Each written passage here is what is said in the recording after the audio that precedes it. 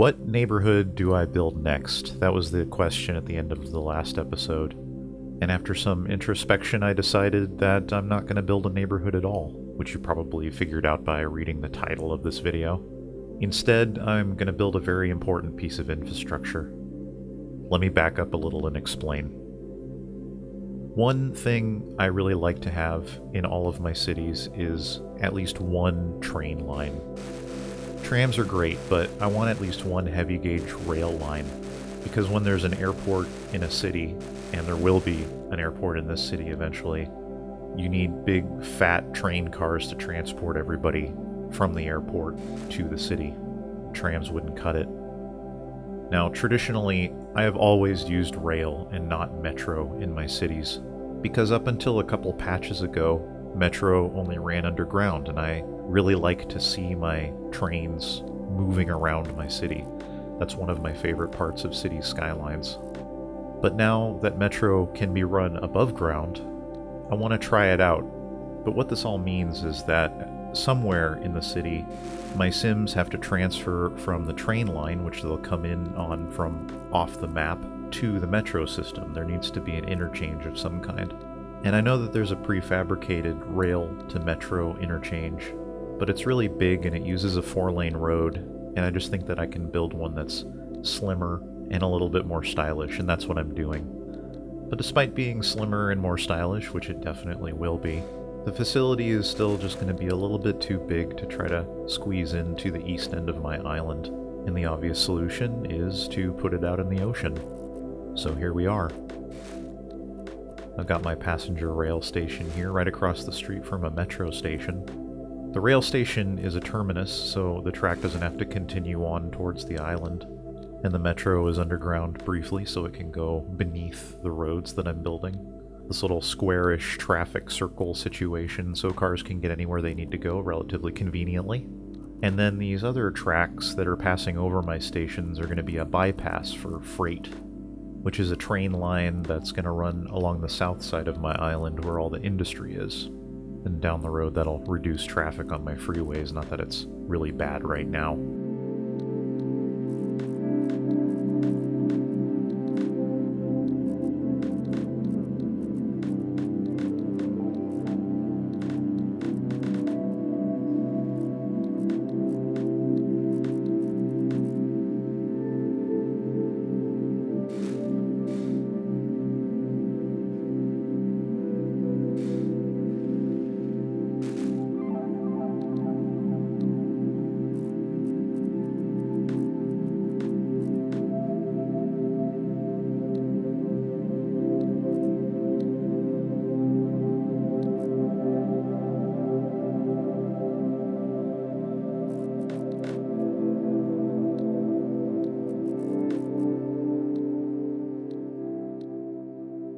Now it's just a matter of resolving how these train tracks end up on the north side of the highway bridge, so they can meet the edge of the map connections without any trouble. This toll booth, I like to imagine, in addition to bringing in some actual money for the island, is going to double as our customs booth, making sure that contraband stays out of Allantia. Allantia contraband could be something really simple like chewing gum, which is illegal in Singapore, for instance, an idea that kind of resonates with me. You know, chewing gum ends up on the ground and it's gross and whatever. Or contraband in Allantia could be something a little more sinister, like video recording devices. I don't know, definitely read the pamphlet before you try to drive across the bridge. People disappear here all the time.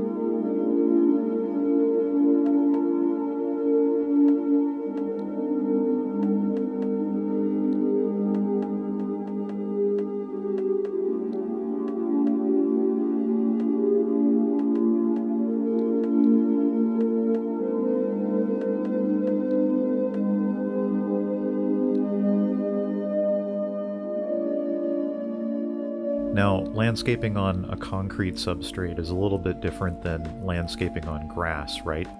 You're sort of obligated to have some architectural elements in addition to flora. And so I've decided on these kind of curvy walls. They're inspired by a British artist named Andy Goldsworthy, one of my favorite sculptors of all time, who builds these curvy walls that go for many, many kilometers called walking walls. Andy Goldsworthy's walking walls, however, are used as a way to frame nature. They take a man-made object and redefine its place among natural objects like trees and grass and mounds of leaves and that kind of thing. My curvy walls in this customs facility, by contrast, are sort of a mildly nauseating feature of a government facility designed to look like it cares about aesthetics, but it really doesn't. In every country that I've ever been to, customs facilities are always about 4 times bigger than they need to be. It always looks like they anticipated this crowd of people that never materialized. So the far-off corners of the facility end up feeling really empty and kind of neglected. And I kind of hope that I replicated that feeling with this Interchange/customs facility. It's way bigger and more garish than it deserves to be. Like somebody paid to have all this earth moved out to the middle of the ocean to build an island. So the facility that lives on the island is goddamn jolly well gonna resemble what shareholders as a group think is attractive architecture.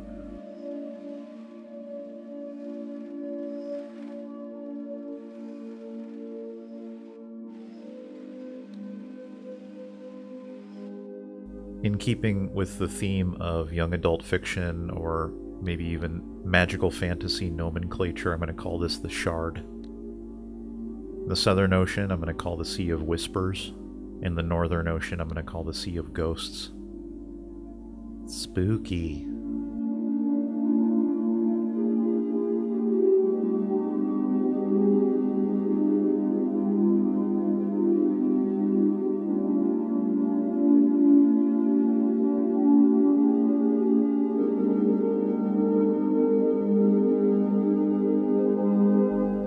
That's that. Thanks for hanging with me on the Shard. I'm sure they'll approve your entry into Allantia. I'm still pondering which neighborhood to build next. You'll know as soon as I do. I'll see you soon.